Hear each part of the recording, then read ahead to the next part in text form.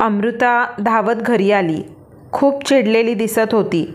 पाय आदळापट करीत ती तिच्या खोलीत गेली.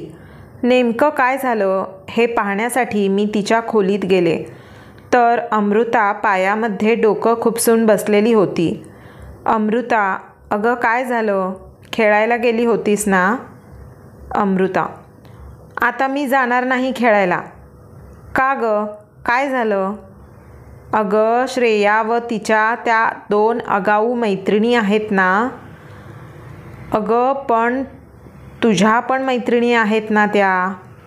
असं बोलायचं का? हो, आहेत ना.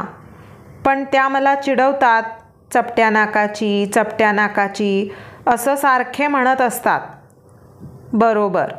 मग मला सांग, तुझ्या दादाचं नाक चिरेदार आहे व तुझं चपटं आहे, तर त्याला श्वास घेता येतो आणि तुला घेता येत नाही असं आहे का?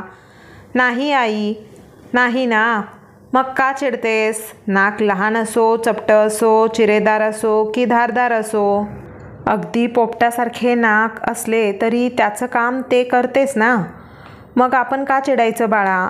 तुला माहीत आहे, मी जेव्हा लग्न करून या घरी आले तेव्हा तुझी आजी सारखं म्हणायची, माझ्या मुलाचं नाक एकदम सरळ आहे बरं, अगदी माझ्यासारखं. पण सुनेचं नाक नाही तसं. मला सुरुवातीला वाईट वाटायचं, पण आता नाक तर काही बदलून मिळणार नाही ना. मग सारखा उदास होण्यापेक्षा मी त्याच्या बोलण्याकडे कानाडोळा केला. नंतर तुझा दादा झाला.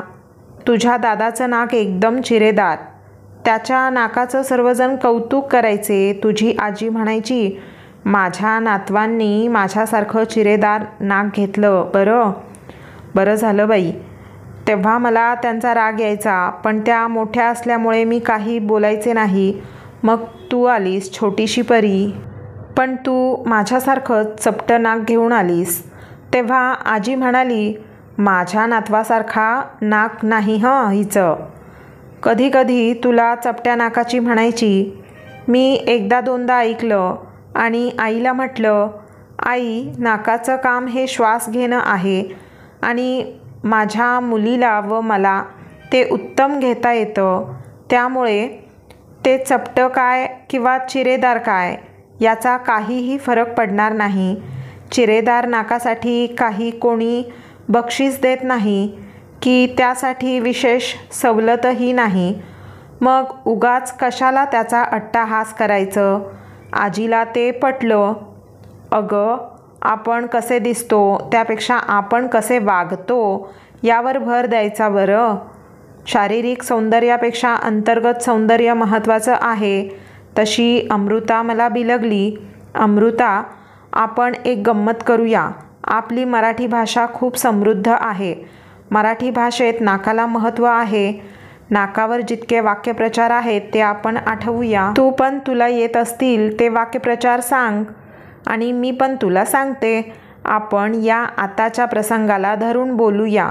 अमृता, आजही तुला कारल्याची भाजी दिली की तू नाक मुरडते. हो आई, मला नाही आवडत कारल्याची भाजी.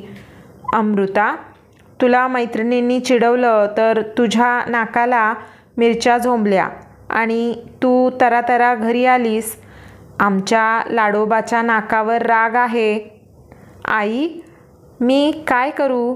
त्या सारख्या चिडवतात. मग माझ्या नाकी नऊ येतं. पण बाळा, त्या जरी तुला चिडवत असतील तरी आपण नाही बरं लक्ष द्यायचं.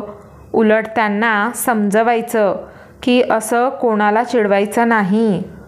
हो आई, मी सांगेन त्यांना. व हे पण सांगेल की माझं नाक मला प्रिय आहे आणि आता येऊ दे. नाक घासत प्रकल्प पूर्ण करण्यासाठी माझी मदत मागायला. अमृता, असं नाही बोलायचं. आणि तू प्रकल्प छान करतेस. तुझ्याकडे छान छान कल्पना असतात, त्यामुळे तुझ्याकडे येतात त्या. आपल्या हुशारीचा वापर दुसऱ्यांना पण व्हायला हवा ना. हो आई, पण त्या मला चिडवतात ना. अमृता, आपण आपल्या वागण्याने सर्वांना जिंकायचं. मला सांग, आजीची लाडकी तूच आहेस ना. दादापेक्षाही जास्त लाड तुझाच होतो. आता तुझं चपटं नाक मध्ये येतं का? नाही. उलट आजी तर माझी एकदम जवळची मैत्रीण आहे. बाळा, नेहमी लक्षात ठेवायचं, दुसऱ्यांना चिडवायचं म्हणजे कसं असतं बघ. जो हसे लोकांना शेंबूड त्याच्या नाकाला, असं त्या लोकांचं होतं. तेवढ्यात दादा आला. काय चालू आहे दोघींचं? आमच्या बोलण्यात नाक खुपसू नको.